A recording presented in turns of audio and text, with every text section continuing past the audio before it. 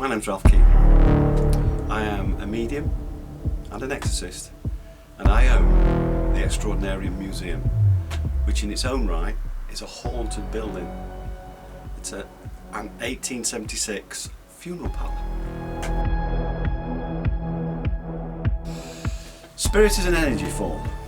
Now, the best way I can kind of get you to this, science will pull this together, I know they will, but they're an energy form. So much like lightning is a natural energy, wind is a natural energy, and the earth vibrates because it's spinning and it's vibrating all the time. There's an energy force. Now these things are exactly the same. You are an energy. You have a nervous system that's got a pulsation in it that's telling you that if your finger's touching something hot, your brain senses it, got it. That energy force is the thing that's left over when the body disintegrates. And that is what we're dealing with, this energy force. Now, because it's a thinking force and it can react, it can also react to your nervous system. So I often get people that say to me, they shiver, they think something's gone through them. And in actual fact, that is exactly right.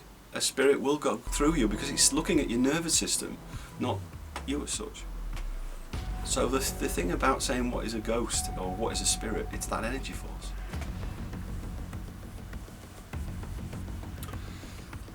So when you go to places, museums, or you go into places where there's been battles, or you go to where there's been an historical event, where there's deaths, graveyards, etc., you can come across spirits that sometimes light you, or seeing you as like a little beacon of light they can go to, and they attach. And if they like you as a person, they generally can stay with you.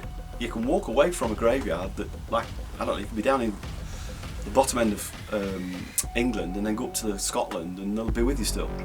They like you, that's why they attach. And if they feel comfortable with you, they'll stay with you. Now they're going to do you no harm, but they're there. They're attached to objects because they love that object. Many years ago I went to buy a black Porsche car, and I went to this house where this lady was selling the car, and I went in to have a look at the car. She pulled the car out for me. I got there and I was talking away to the gentleman that owned the vehicle. He explained to me all the dashes were, and he explained everything. I sat inside the car, he explained everything to me. When I got out the car and I'm stood there, I could see the woman was kind of looking at me, and I sort of said, "Sorry, what's the matter?" And she said, who are you talking to?" I went, "The guy sat in the car." And she went, "Describe him." And I said, "Well, he's a tall bloke, about as tall as me, but he's got silver hair and he's really thin. I also noticed he's got like a very faint moustache." And she went, "That sounds like my father, whose car it was. He died in the car." They'd had the car back to Porsche and they had all the seats all done and everything else.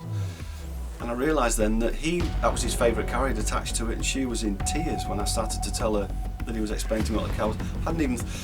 I got caught out.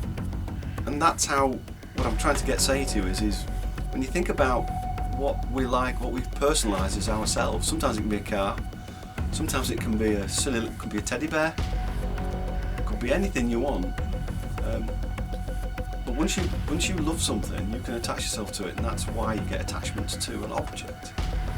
It's just sometimes, in the nature of me, I get caught out because I don't see it. I didn't see him.